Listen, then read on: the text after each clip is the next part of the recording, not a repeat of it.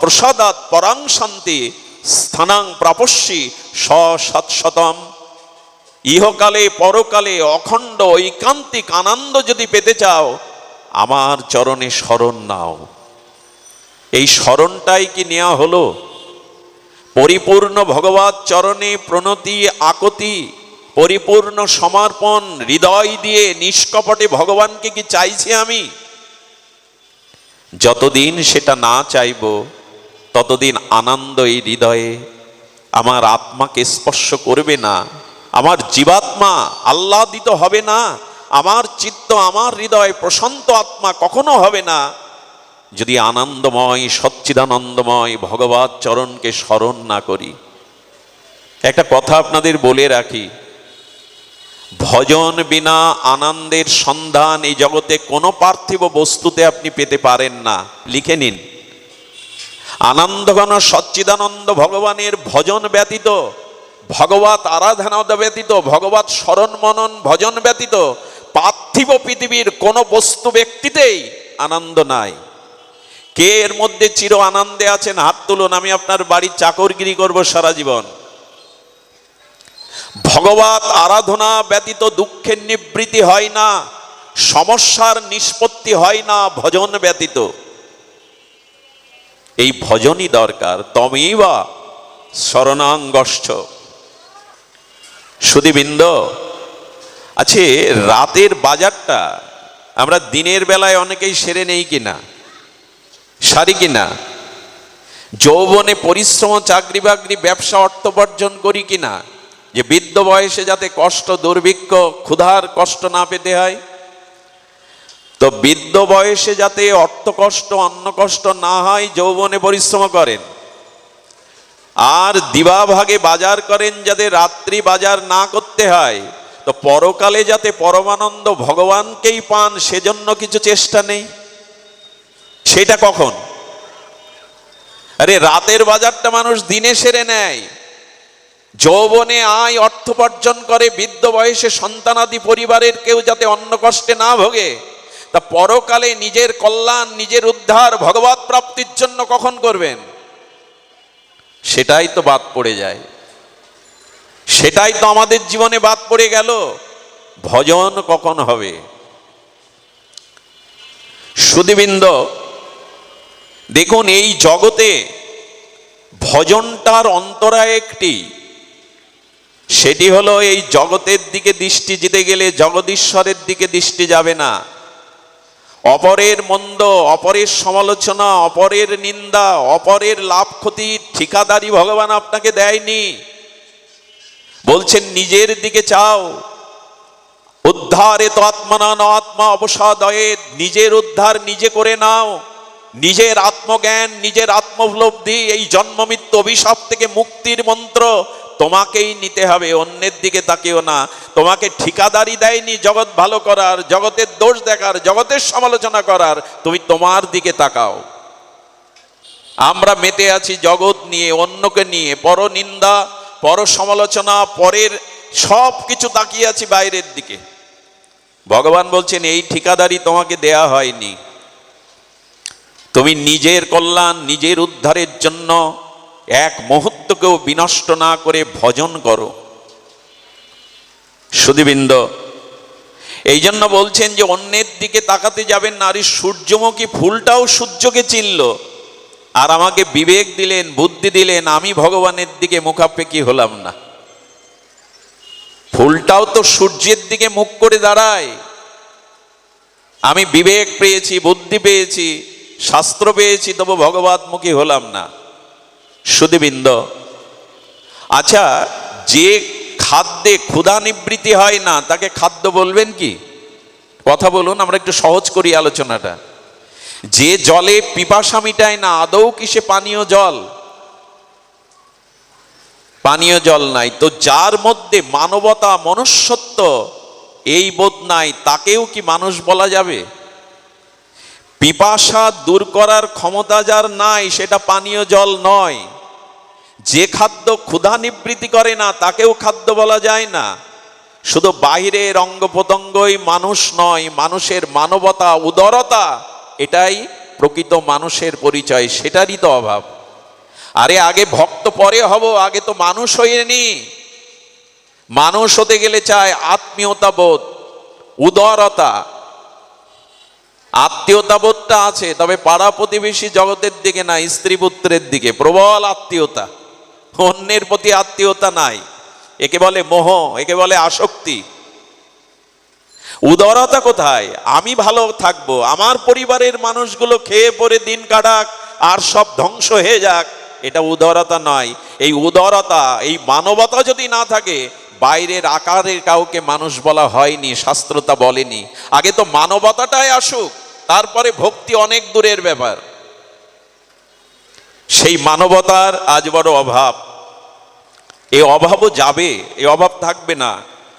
আত্মার প্রসন্নতা, চিরায়ত আনন্দ, শ্রেয় কল্যাণ আসবে, তবে তার একটি পথ আছে, আমরা সেই পথের দিকে চাইব। সুধীবৃন্দ, সেই পথের দিকে চাইতে গিয়ে প্রথমে আমরা কিন্তু নির্ণয় করেছি আশ্রয় তত্ত্ব ভগবান।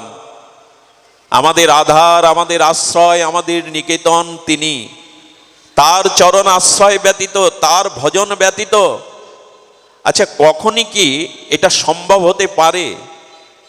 জল মন্থন করে মাখন পাওয়া যাবে? মা, যাবে কি? বালি মাড়াই করে তিল, তেল, সরিষার তেল পাওয়া যাবে? আচ্ছা যদি আমরা ধরে নিই সম্ভব হয় যে বালি মাড়াই করে তেল পেলাম, এও যদি সম্ভব হয় যে জল মন্থন করে মাখন পেলাম, তবে হৃদয়ে লিখে নিন, ভগবান ভজন ব্যতীত শান্তি পেতে পারবেন না। যদি ওটা সম্ভব হয় তবে শান্তি পেতে পারবেন না। আসলে শান্তির উৎস, আনন্দের উৎসই সচ্চিদানন্দ ভগবান। আমি বহুবার বলেছি, এই নিশীত রাতে সারা বাংলাদেশের পাহাড়ে যদি, বনে যদি আগুন ধরিয়ে দেন, আর সমস্ত বৈদ্যুতিক আলো বা অগ্নিগুলো জ্বালিয়ে দেন, তবু তাকে দিন বলা যাবে? রাতের তিমির অন্ধকার একেবারে দূর হবে। কখন হবে? যখন সূর্যের উদয় হবে। প্রয়োগ করতে হবে না, বল প্রয়োগ করতে হবে না, স্বাভাবিক। সূর্য উদয় হলো তো অন্ধকার গেল। যখন আপনার হৃদয়ে ভগবানের নিষ্কপট শুদ্ধ ভগবৎ স্মরণ মনন, এই ভজন ক্রিয়া আসবে, তখনই অনর্থ অন্ধকার দূরে গিয়ে আত্মা প্রশান্ত আত্মা হবে। আত্মার মধ্যে চিরায়ত, শাশ্বত, চিরন্তন, অখণ্ড শ্রেয়রূপ আনন্দ উপলব্ধি হবে। তখনই সে বলতে পারে মধুরম মধুরম মধুবাত্তা ঋতয়তে। সেই বেদের ঋষিরা, আচার্য ভারতের ঋষিরা তপসাধনার অপরক্ষ অনুভূতিতে এই আনন্দের, এই আলোর সন্ধান তারা পেয়েছিলেন। জাগতিক কোনো বস্তু তাদের কাছে ছিল না। এই জন্য কৃপা করে, সময় খুব স্বল্প আমাদের জীবনে চাই। আচ্ছা ভজনের শুরুটা কোথায়? খুব মার্মিক একটা কথা মনে আসলো, ভজনের আমাদের শুরুটা কোথায়? দেখুন, মানুষ এখন দুঃখ পায়, সেই দুঃখের মূল প্রধান একটা কারণ আছে। সেই কারণটা হলো, আমার সুখ ছাপিয়ে, আমার সুখ অতিক্রম করে অন্য কারো যদি আরো বেশি, আরো সুখ, আরো আনন্দ হয়, সে কারণে মানুষ যতটা দুঃখ পায়, নিজের কারণে ততটা দুঃখ পায় না। মানে অন্যকে সুখী দেখে, অন্যের উন্নতি, অন্যের কল্যাণ দেখে মানুষ এখন যতটা দুঃখ পায়, নিজের কারণে সে অত দুঃখ পায় না। এই জন্য শুরুটা হতে হবে আপনার অপরের মঙ্গল চিন্তা, অপরের কল্যাণ চিন্তা দিয়ে। আমি আপনাদের মূল একটি কথায় নিয়ে যাই। কৃষ্ণ দ্বৈপায়ন বেদব্যাস বেদ বিভাজন করেছেন। তিনি মহাভারত রচনা শুধু করেননি, শাস্ত্রের উদ্গতা তিনি, এবং উপনিষদ ব্রহ্মশাস্ত্রও তিনি নিরূপণ করেছেন। সেই ব্যাসদেবকেই জিজ্ঞাসা করা হলো, নিখিল শাস্ত্রের মধ্যে একটি সার উপদেশ, সারাৎসার উপদেশ আমাদের এক কথাই বলুন। আমি আশা করছি আপনারা এই কথাটি মন দিয়ে শুনছেন। ব্যাসদেব এক কথাই বলেছিলেন, অপরের কাছ থেকে তুমি তাদের ব্যবহার যেটা নিজে আশা করো না, অন্যের প্রতিও সেই ব্যবহার প্রয়োগ করো না। এটাই হলো নিখিল শাস্ত্রের সার উপদেশ। আবার বলি, তুমি অন্যের কাছ থেকে যা আশা করো না, অন্যের ওপরে সেটা করতে যেও না। এইটা হলো নিখিল শাস্ত্রের সার উপদেশ। অন্যের কাছ থেকে আপনি আশা করেন কেউ আপনাকে অপমান করুক, কেউ আপনার ক্ষতি করুক, কেউ আপনাকে লাঞ্ছিত করুক, কেউ আপনার অধিকার কেড়ে নিক, এটা আপনারা চান কি না? ঠিক যখন অন্যের প্রতিও আপনি যা না চান, অন্যের প্রতিও যখন সেইটা আপনি প্রয়োগ করবেন, এরই নাম মানবতা, এরই নাম ভগবত পথের যাত্রা শুরু, এরই নাম মনুষ্য জীবনের সকল পথ বা সোপান। একটা কথা মনে পড়লো, খুব মার্মিক কথা, কাল এই প্রসঙ্গটা এসেছিল। আপনাদের মনে পড়ে ভারতবর্ষের একটি ধর্মে সম্প্রদায়ের নাম হলো জৈন ধর্ম, আছে কি না? যারা জানেন, গবেষণা পড়াশোনা করেন, এই জৈন ধর্মের যিনি এই জৈন জাতিকে আর মুক্তির পথ দেখিয়েছিলেন, ভগবানের দুয়ারের পথ দেখিয়েছিলেন, আলোর পথ দেখিয়েছিলেন, ইনি মহাবীর। ভগবান মহাবীর বলা হয়। যেমন ব্যাস ভগবান, সুখ ভগবান, অর্থাৎ ভগবানের আবেশ উচ্চ জীবকোটির মধ্যে যখন ওই শক্তি ক্রিয়া করে, তাকেও ভগবান বলা হয়। তো কি করেছেন এই মহাবীর? তিনি সাধনায় সিদ্ধি লাভ করে, পরম চৈতন্য লাভ করে হিমালয়ের পাদদেশে নেমে আসছেন শীতল জল পান করবে বলে। তো উনি যখন হিমালয় থেকে ধীর পায়ে এগিয়ে আসছেন, পাহাড়ি একটা সর্প এসে ওনাকে দংশন করলো। সর্পটাকে উনি মন্ত্রের দ্বারা এরিয়া দিয়ে বেঁধে দিলেন। বেঁধে দিয়ে বললেন, বিষক্রিয়া আমার উপরে ক্রিয়া করবে না, তপশক্তির দ্বারা তোমার বিষক্রিয়া আমাকে ক্রিয়া করবে না। আপনারা গল্প ভাববেন না, ব্যাসপীঠে তো গল্প বলার জায়গা নয়। এই মহাবীর তার তপসাধনা, তপ ঐশী শক্তির দ্বারা সাপের মধ্যে বিবেক দিয়ে দিলেন। তার কণ্ঠে মানুষের কণ্ঠস্বর দিয়ে দিয়ে বললেন, আমাকে কেন দংশন করলে? আমি তো তোমাকে কোনো হিংসা প্রয়োগ করিনি, আমি তো জলপানের জন্য যাচ্ছিলাম, কেন তুমি আমাকে বিষ ছোবল মারলে? সর্পর মুখ দিয়ে সেই প্রসঙ্গ এলো, আমার জন্ম জন্মান্তরের স্বভাবই হলো কুরুর, অন্যকে বিষ প্রয়োগ করা, ছোবল মারা। আচ্ছা, আপনি আমাকে বিবেক দিলেন, আমার কণ্ঠে বাক্য দিলেন, আমার অতীতটা দেখাতে পারবেন কেন আমি সর্প হয়েছি? ওনার অনন্ত অতীতকে দেখিয়ে বললেন, মানুষের প্রতি ছিল তোমার দেশ, হিংসা, কুরুর বুদ্ধি, আর এই হিংসা দেশ জ্বলতে জ্বলতে তোমার হৃদয়টা বিষে ভরে গেছে, আর ভগবান এই জন্য এই জাতীয় বিষাক্ত সর্বজনীতে তোমাকে পাঠিয়েছে। মানুষের চিত্তে যদি হিংসা, বিদ্বেষ, পরশ্রী কাতরতা, অপরের হিংসা, ক্ষতির চিন্তা থাকে, লিখে দিয়েছে ভাগবত, আগামী কোনো জন্মে মায়ার চক্রে আমাকেও বিষাক্ত সর্প, বাঘ, সিংহ, সাপৎসঙ্কুলে জন্মাতে হতে পারে। অপরাধ নেবেন না। যদি মনুষ্য জন্ম আমরা হারিয়ে বসি, 2.25 কোটি বছর লাগবে ওই 84 লক্ষ জনই ভ্রমণ করে আবার মানুষ হওয়ার জন্য। কয় বছর? 2.25 কোটি বছর। সহ্য করতে পারবো তো? এই জন্য এই দুর্লভ জন্মটা দেবতারাও চাইছে, এই জন্মের জন্য ব্রহ্মাও চাইছে, পৃথিবীতে দেবতারা চাইছে। আর সেই জন্ম পেয়ে আমি ব্যবহার, আমার মানবতা, মনুষ্যত্ববোধ, অপরের কল্যাণ চিন্তা হৃদয়ে থাকবে না। ভগবান বললেন, তাহলে বিষ যদি থাকে, হিংসা থাকে, তো যাও সর্বজনীতে যাও, 2.25 কোটি বছর এই চক্রে ঘুরে এসো, তারপরে যদি আমার দয়া হয় আমি তোমাকে আবার মনুষ্য জন্ম দেব, বিবেক প্রধান।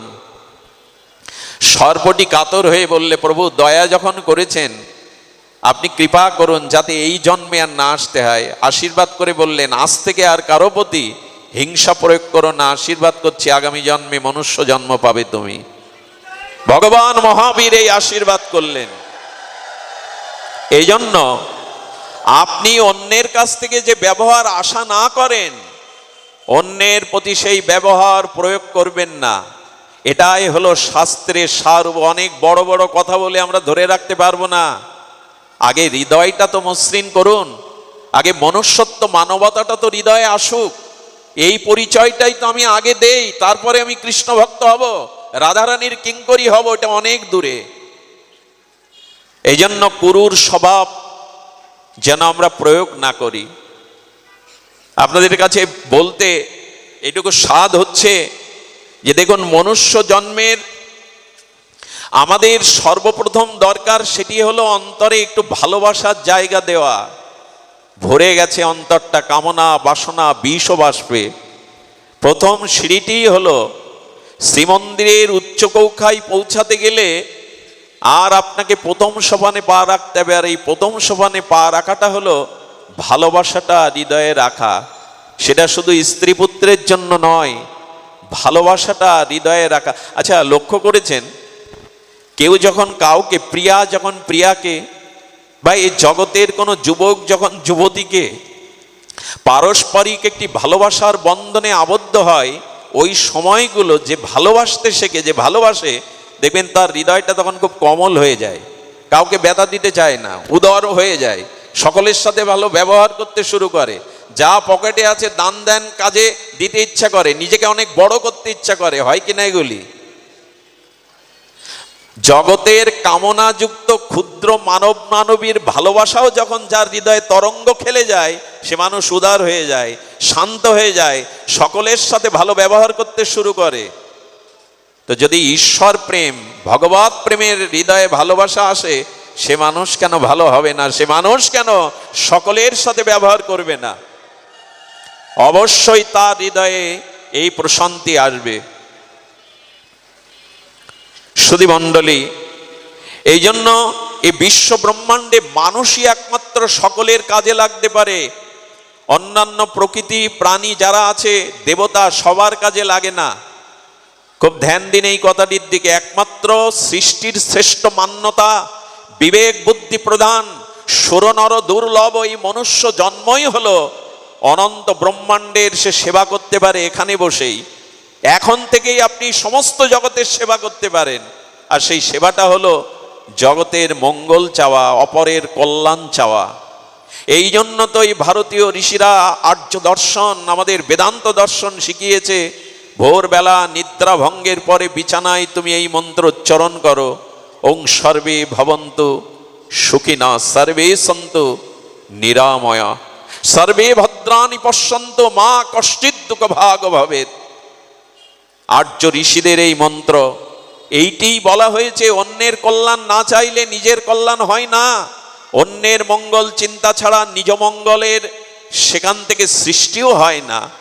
দয়া করে অপরের প্রতি হিংসা বিদ্বেষ আর অপরের ক্ষতির চিন্তা দয়া করে করবেন না। তবে হ্যাঁ, যারা সীমান্তে দাঁড়িয়ে দেশ রক্ষা করছে, তাদের আবার এই বাণী বলতে যাবেন না যে সবার প্রতি হিংসা করবেন না।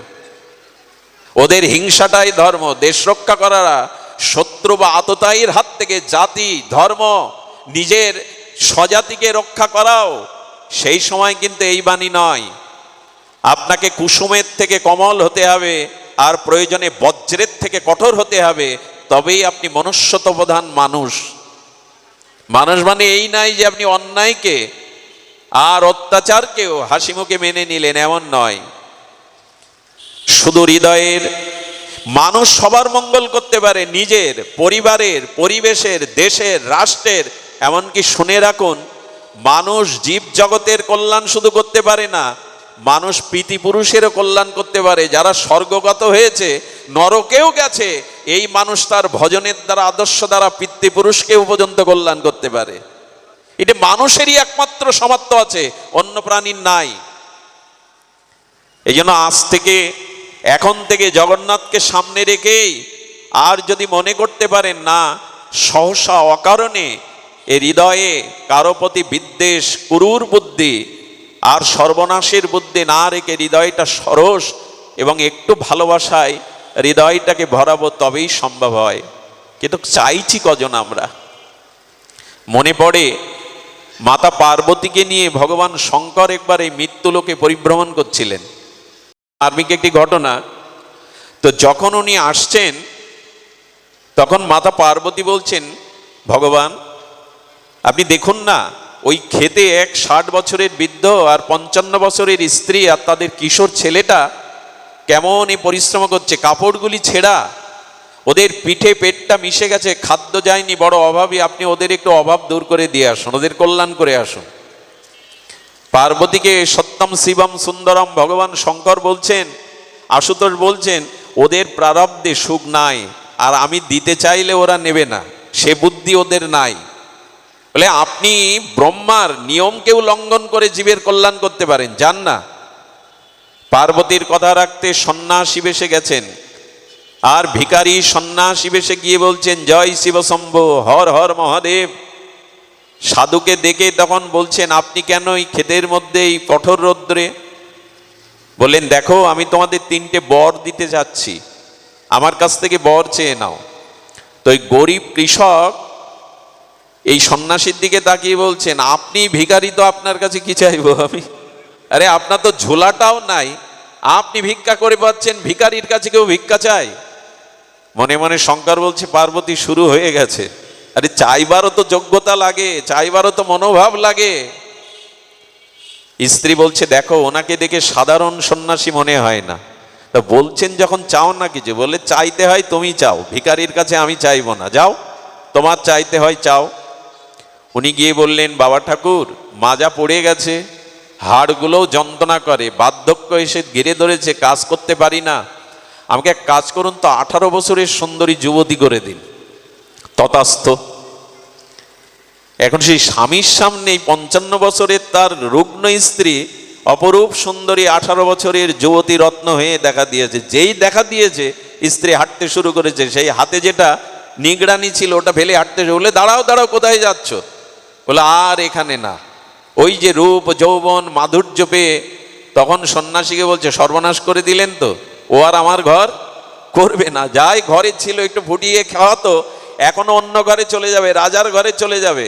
আচ্ছা আপনি কি বর দিতে চাইছিলেন না আমাকে একটা বর দিন? মনে মনে ভাবছেন ওকে জব্দ করা দরকার, আমাকে ফেলে নিজের সুন্দরী যুবতী হয়ে নিজের স্বার্থে কেটে পড়ছে, ওকে আটকানো দরকার। ভগবান বলছেন চাও বর? বলে ওকে ছাগল করে দিন। বলে তথাস্থ।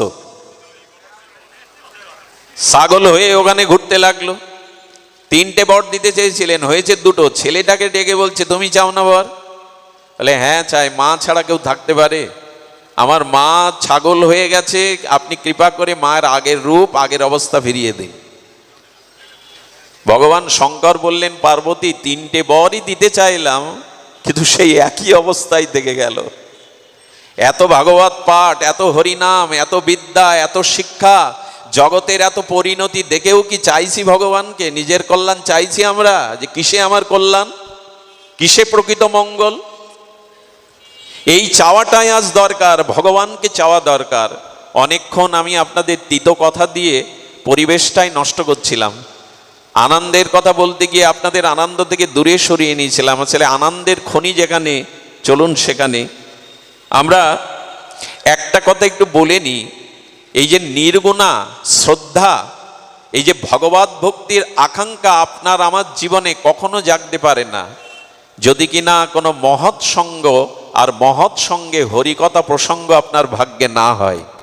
এ কথাটি আমি আবার বলবো, ভগবানের নিষ্কিঞ্চন নিষ্কপট ভজনানন্দী কোনো প্রেমিক শুদ্ধ ভক্তের সঙ্গ যতদিন না হবে, ওই মহতের কৃপা দৃষ্টি যতদিন আপনার প্রতি না পড়বে, আর মহৎ শ্রীমুখে যতদিন ভগবানের প্রসঙ্গ গুণগাথা শ্রবণ কীর্তন না করবেন, ততদিন ভক্তিরাজ্যের প্রবেশের দ্বার চিরদিনই বন্ধ।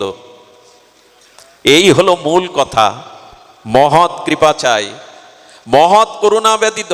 আচ্ছা যদি খুব সহজ দৃষ্টান্ত আমরা দেই, আপনার হাতে আইফোন আছে 1 লক্ষ টাকা দামের, কিন্তু তাতে সিম নাই। আজকাল দৃষ্টান্তটা যদি আমরা একটু এই দিয়েই শুরু করি, 1 লক্ষ টাকার আইফোন বলে কিনা মাতাজি? আইফোন আছে, সিম নাই, কাজে লাগবে কি মা? সিম ছাড়া কাজে লাগবে? যে সিম আছে, আইফোনও আছে, চার্জ নাই, চালাতে পারবেন? চালাতে পারবেন না। 1 লক্ষ টাকার মোবাইল হলেও সিম পরা লাগবে, সিম ছাড়া মোবাইল শূন্য, কিছুই নেই।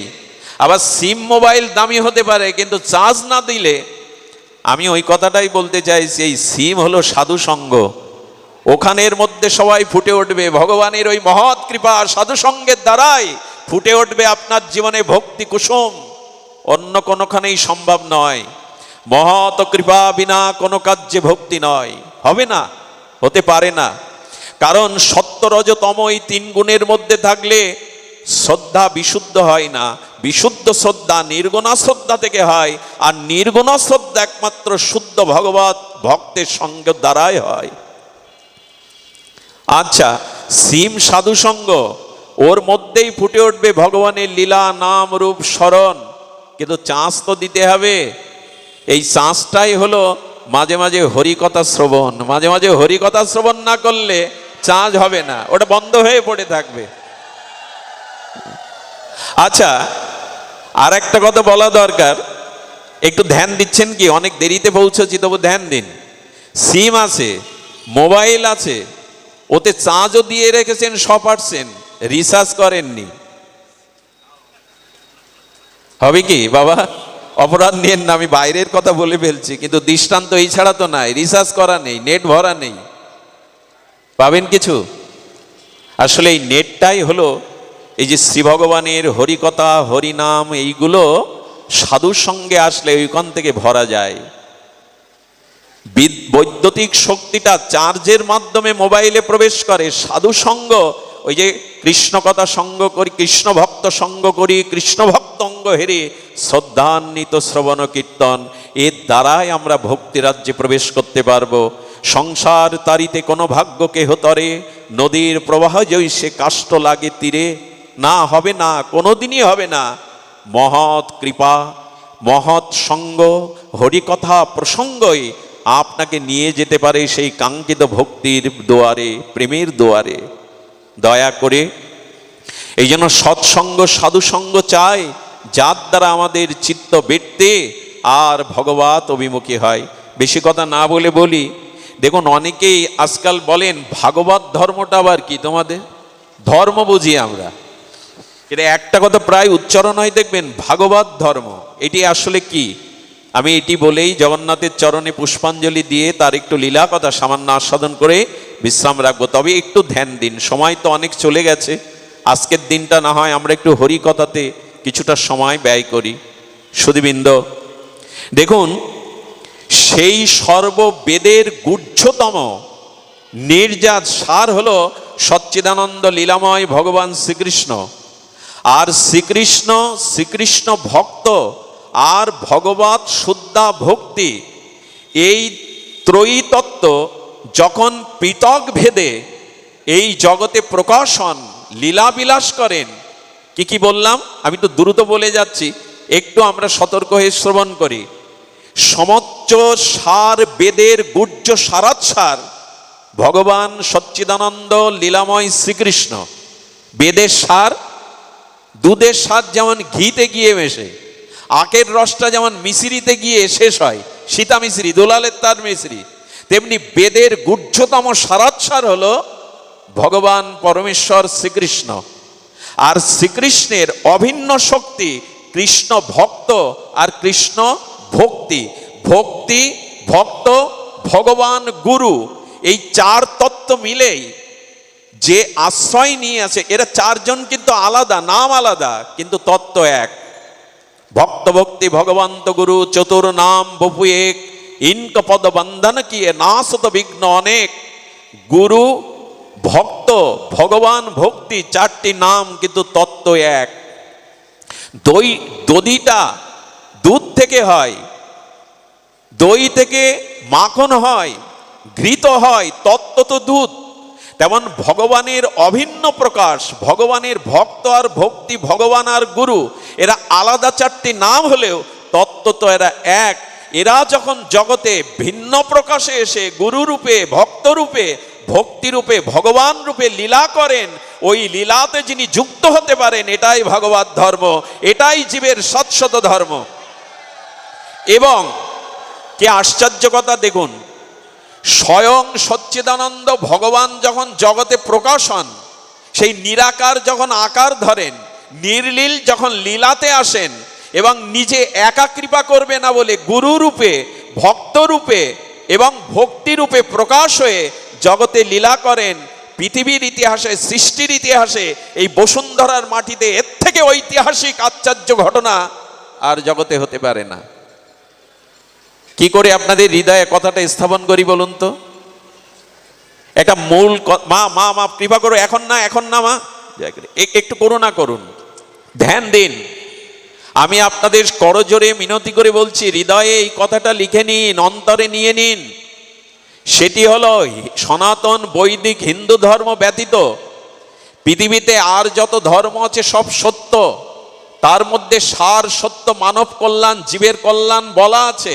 সব ধর্মের মধ্যেই সত্যতা আছে, প্রকাশ আছে, কিন্তু আমার বৈদিক সনাতন ধর্মের বলতে গিয়ে বুকটা ভরে ওঠে। কারণ পৃথিবীর আর যত ধর্ম মত আছে সেই ধর্মতে তারা বলেন যে স্বয়ং স্রষ্টা, স্বয়ং সৃষ্টি স্থিতির কর্তা ভগবানের রূপ নেই এবং তিনি এই জগতে আসেন না, জগতের ধুলায় দাঁড়িয়ে কোনো কথা বলেন না, বন্ধু রূপে আসেন, তার শক্তি রূপে আসেন, কেউ বা তার প্রিয় রূপে আসেন।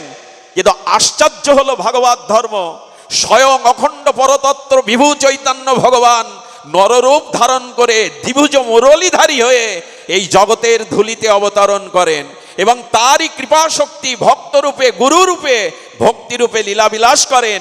এর থেকে ধরিত্রীর তলে ঐতিহাসিক ঘটনা দ্বিতীয় হতে পারে না। অন্য কোনো ধর্মে এই কথাটা না, এই স্বয়ং ঈশ্বর এই জগতে এসে আমাদের সাথে কথা বলেন।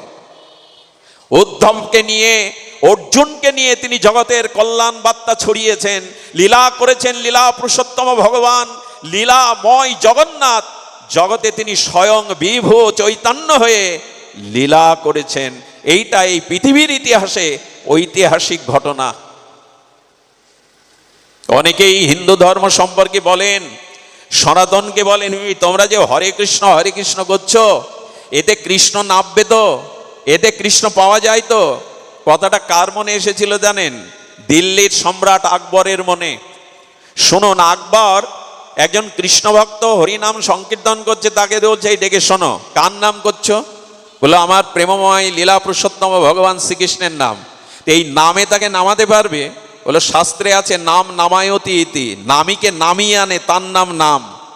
আচ্ছা, আমি যদি এখন বিনয় বাবুকে ডাকি তো কমল বাবু কি আসবে এখানে?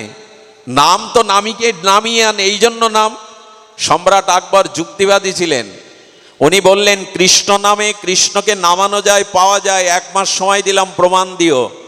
যদি প্রমাণ না দিতে পারো আমি নিজে হাতেই 1 মাস পরে তোমাকে মৃত্যুদণ্ড কার্যকর করব। প্রমাণ করতে হবে সেই নিরাকার, সেই ঈশ্বর তোমার নামে নেমে আসে। খুব ধ্যান দিয়ে শুনুন। উনি বললেন নামে নামীকে নামাই, এটা আমার বিশ্বাস শুধু নয়, দৃঢ় বিশ্বাস। বলে করে দেখাও।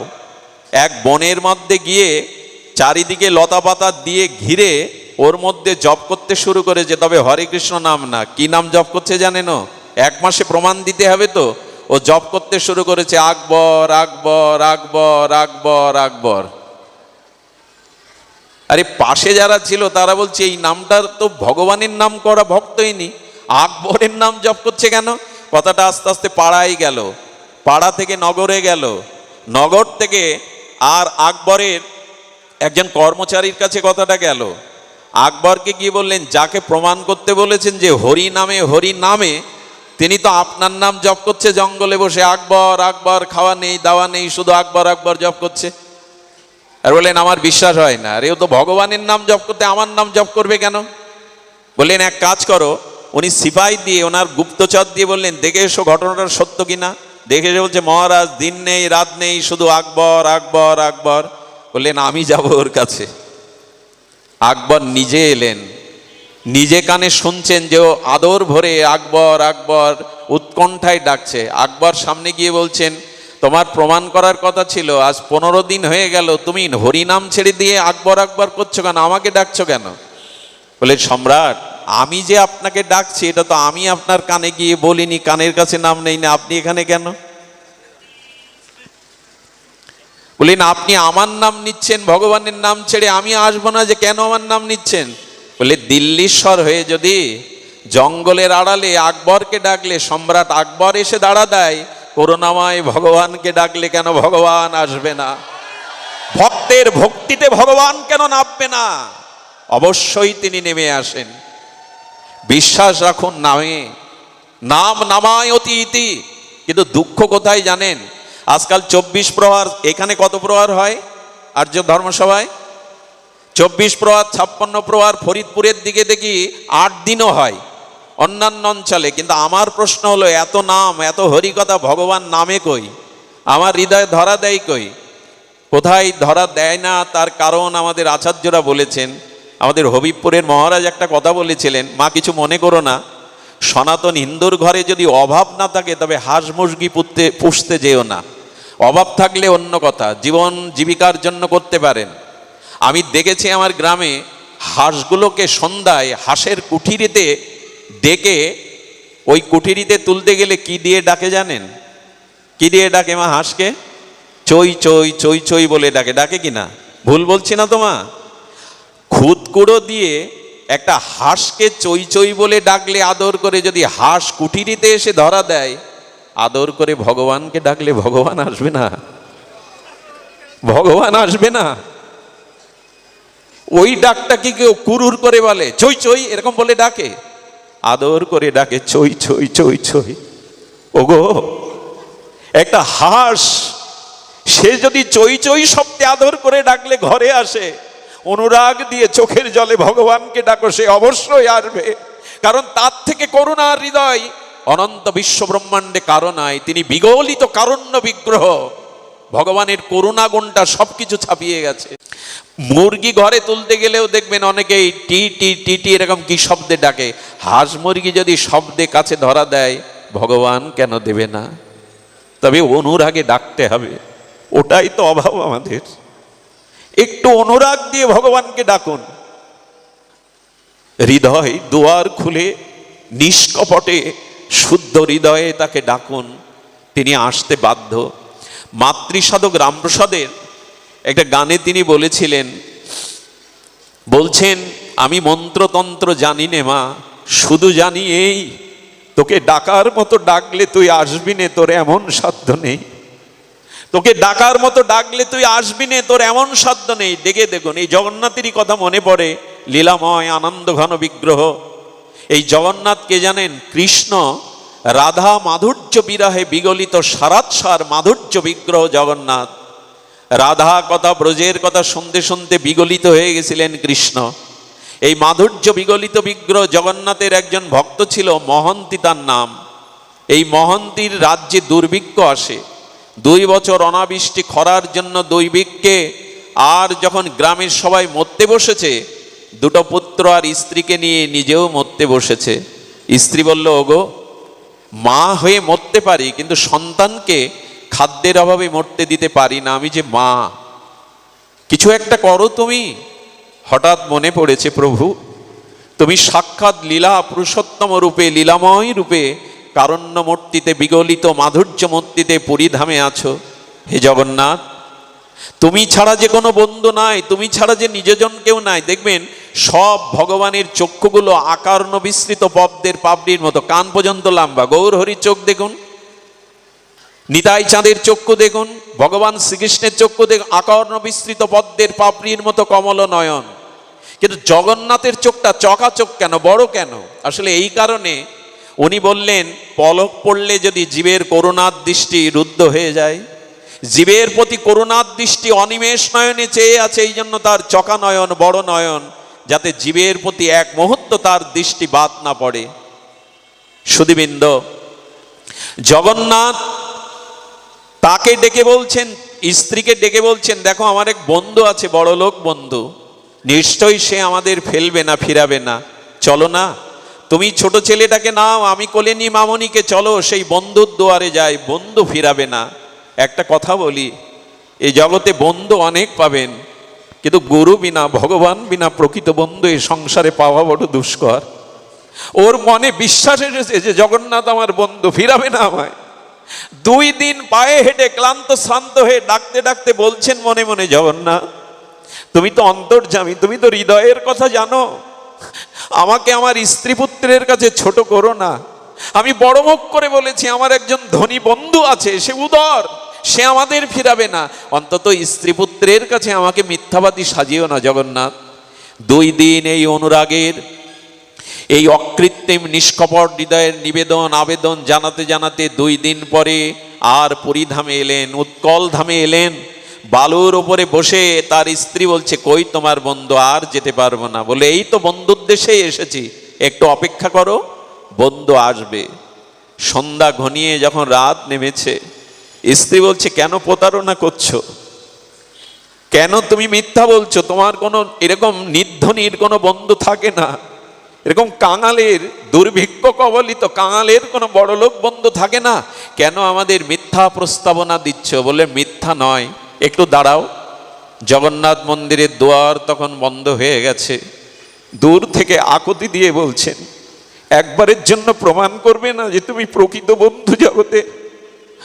আরে আমি তো আর পাচ্ছি না, একটা তো তুমি প্রমাণ করবে যে তুমি জগতের বন্ধু, জগন্নাথ। আমি যে অনাথ নয়, তুমি যে সনাথ হয়ে আছো। যেই চোখের জলে নিবেদন করে দিয়েছে, মন্দিরে কি ঘটলো জানেন? লক্ষ্মী দেবী নিজে রান্না করে রাত্রে স্বর্ণথালে প্রসাদ দেন জগন্নাথকে। আজও এই নিয়ম, স্বর্ণথালে। জগন্নাথ প্রকট হয়ে সেই নিজের প্রসাদী স্বর্ণথালাটা মাথায় নিয়েছেন।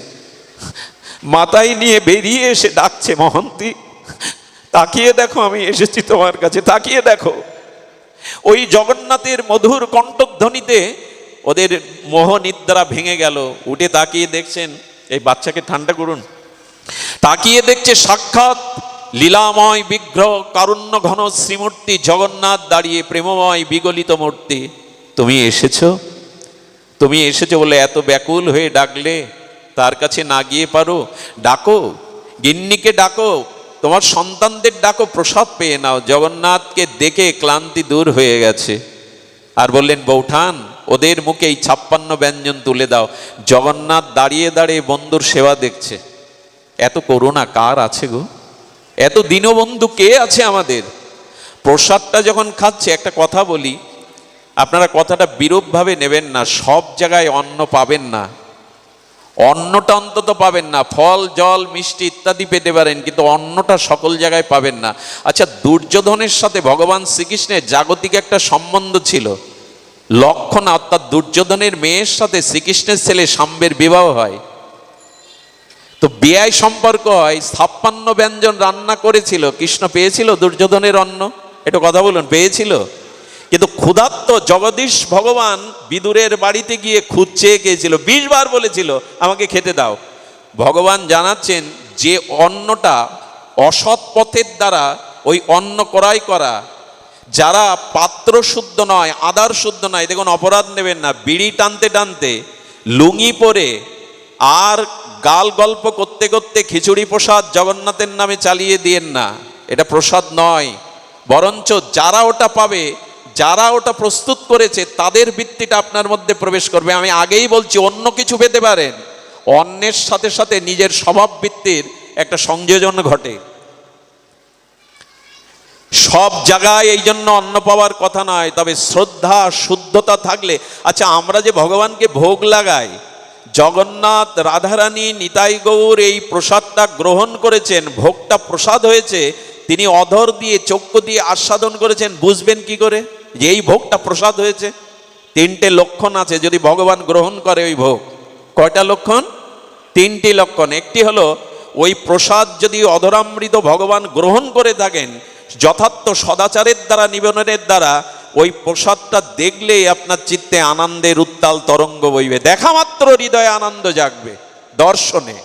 দ্বিতীয় লক্ষণ হলো, ওই প্রসাদের মধ্যে একটি চিন্ময় অপার্থিব গন্ধ থাকবে, চারিদিকে ভরে যাবে সেই গন্ধটা।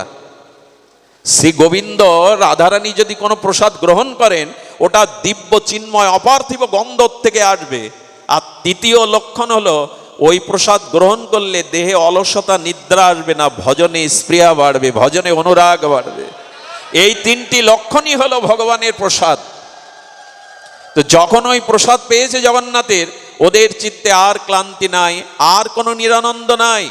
সুধীবৃন্দ, জগন্নাথ পাণ্ডাকে বলে দিলেন, আমার বন্ধু মহন্তী তার বৌঠানকে নিয়ে আর পুত্র সন্তানদের নিয়ে এসেছে, এখানে ওর ঘরের জায়গা করে দাও, এইখানেই ওকে সমস্ত ভরণ পোষণের দায়িত্ব আজ থেকে আমার। কে বলে তিনি দায়িত্ব নেন না? কে বলে তিনি সাড়া দেন না? আপনাদের মনে পড়ে জগন্নাথের মন্দিরের সামনে ওই যে ছাতার মতো একটা ছায়াতলে পান বিক্রি করতো একজন। সে নিজেকে মূর্খ অজ্ঞানী মনে করতো, জগন্নাথ মন্দিরে যেতে পারতো না। দূর থেকে জগন্নাথকে দেখে বলতো, একটা পান যদি সেজে তাকে কখনো সেবায় দিতে পারতাম। পারো না জগন্নাথ, আমার যাওয়ার ক্ষমতা নেই, সদাচার নেই, তুমি আসতে পারো না। এই নিবেদনটা অনেক দিন ধরে মনে মনে জাগিয়ে রেখেছে। একদিন কি ঘটলো জানেন? রাত্র দ্বিপ্রহরে বলদেব এবং জগন্নাথ স্বয়ং ওনারা দুইজন কিশোরের রূপ ধরে এসে ওই তাঁবুর মধ্যে ঢুকে পড়েছে। যেই ঢুকে পড়েছে তাঁবুর মধ্যে উজ্জ্বল আলোয় ভরে গেছে চারিদিকে। কে তোমরা? বলে আমাদের পরিচয় পরে হবে, তবে শোনো আমরা লুকিয়ে এসেছি, কাউকে বলো না। আমাদের দুই ভার খুব ইচ্ছা তোমার হাতে দুটো পান পাই। এই না হলে জগন্নাথ দুটো পান সেজে দাও না। ওদের দেখেই ওনার চোখ বড় বড় হয়ে গেছে, গায়ের লোম শিহরিত হচ্ছে, হৃদয় আনন্দ। কে তোমরা? বলো আমাদের পরিচয় পরে পাবে, দাও না। দুটো পান সেজে দিয়ে গাল রাঙা করে বললেন আবার কাল আসবো, তোমার পানের স্বাদ অনন্য। এইভাবে 3 দিন আসতে গিয়ে কি ঘটল জানেন? প্রতিদিন সকালবেলা জগন্নাথের মন্দিরের সামনে বড় একটা দর্পণ আছে। ওই দর্পণে কাষ্ঠ দিয়ে, নিম বা বকুল কাষ্ঠ দিয়ে জগন্নাথের দাঁত মাজা হয়। সাক্ষাৎ বিগ্রহ কিনা, দন্তমার্জন করা হয়। আর কি দিয়ে জানেন? আয়নার মধ্যে জগন্নাথের বদন দেখা যায়, ওই আয়নার উপরে স্নান অভিষেক বা দন্তমার্জন কাষ্ঠ দিয়ে।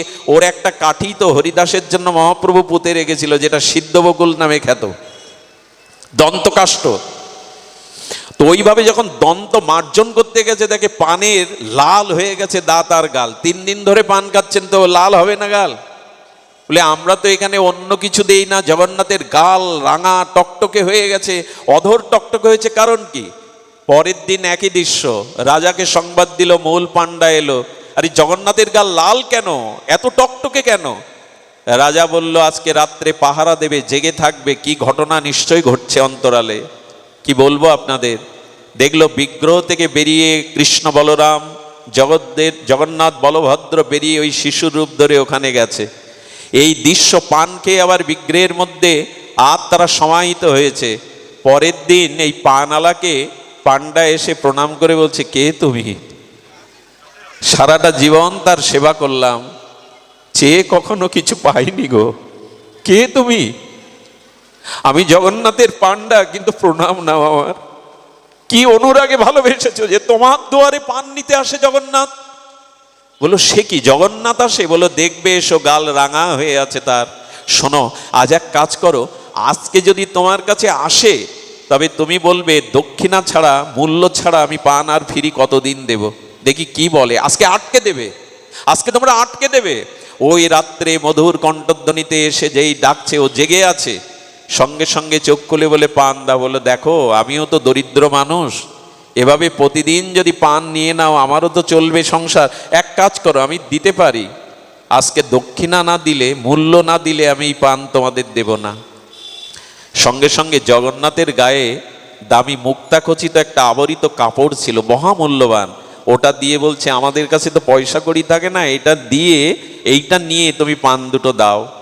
সেদিন সেই কাপড়টা রাজা দেখতে এলো। পাণ্ডারা সকালে বলল ধন্য তুমি, ধন্য, জগন্নাথই তোমার কাছে এমনি করে পেয়ে গেছে। সেই দিন থেকে জগন্নাথের নির্দেশ হলো ভোগে একটা করে পান সাজিয়ে দিতেই হবে। আজও তাই সেই নিয়ম। ছোট্ট একটা ঘটনা বলেই আমি লীলা বিশ্রাম করছি, যে লীলাটা না বললে অসম্পূর্ণ থেকে যায়। এই রথমহ মহোৎসবের জগন্নাথের লীলা আমি 2 মিনিটেই বিশ্রাম করছি, ধ্যান দিন। সেটি হলো মাধব দাস বাবাজি একবার পুরীতে গিয়ে ভজন করছিলেন, আর নদী নয় সাগরের তীরে, বালুর তীরে বসে 3 দিন ভজন করতে করতে তার ক্ষুধা তৃষ্ণার কথা মনেই নেই। জগন্নাথ লক্ষ্মীকে দিয়ে বলেছিলেন লক্ষ্মী আমার মাধব 3 দিন ভজন করছে, ভজনানন্দে তার ক্ষুধা তৃষ্ণা ভুলে গেছে, কিন্তু আমি আর দেখতে পাচ্ছি না। ওই স্বর্ণথলটা আচ্ছা লক্ষ্মীকে দিয়ে পাঠাচ্ছেন, অন্য কাউকে দিয়ে না। ভক্তের প্রতি ভগবানের কি দরদ। ওই লক্ষ্মী থালাটা রেখে গেলে সকালবেলা পাণ্ডারা স্বর্ণতালা চুরির দায়ে এই মাধবকেই এসে ধরেছিল। মনে পড়ে আপনাদের? পিলারের গায়ে বেঁধে অনেক চাবুকের আঘাত করেছিল যে জগন্নাথের থালা চুরি করেছে তুমি, কাঙাল ভিখারি। ওকে বেঁধে রেখে জগন্নাথের অভিষেকের সময় স্নান করিয়ে পোশাক পরাতে গিয়ে দেখেছিল প্রত্যেকটা বেত্রাঘাতের চিহ্ন জগন্নাথের দারুব্রহ্মে ফুটে উঠেছিল। প্রত্যেকটি বেত্রাঘাতের চিহ্ন জগন্নাথের পিঠে। এই মাধবী একবার অসুস্থ হয়ে পড়ে থাকে, মলমূত্র ত্যাগ করবার, রক্ত আমসা হয়েছে, শৌচের জল নিতে পারে না। জগন্নাথ নিজে তার মলমূত্র ধুয়ে দিয়েছিলেন। বলে আর কত অপমান করবে আমায় জগন্নাথ, রোগটা সেরে দিলেই তো পারো। মলমূত্র ধুয়ে দেবে তুমি? বলে শোনো, আমি পারি তোমার রোগ সারাতে, কিন্তু ভক্তের রোগ আমি সারাই না, বরঞ্চ আরো বেশি করে রোগী রোগ দেই তাকে। বলে কেন? বললো ওই প্রারব্ধ ভুগতে ভুগতে তাকে অনেক জন্ম আসা লাগে, তাই প্রারব্ধটা এই জন্মেই ভুগিয়ে তাকে আমি আমার চরণে নিয়ে আসি। মাধব, এই প্রারব্ধটা ভুগলে তোমাকে আর আমি এই মরজগতে আনবো না। আচ্ছা, আমি এই রোগটা তোমায় রেখে দিয়েছি কেন জানো মাধব? সারাটা জীবন আমার সেবা করেছো, এই রোগ না হলে আমি যে তোমার সেবার সুযোগ পেতাম না। আপনি একবার ভাবতে পারেন কোথায় জগদীশ্বর মলমূত্র ধুয়ে দিচ্ছেন মাধবের অঙ্গে। মাধব বলল এইটা তুমি করো না।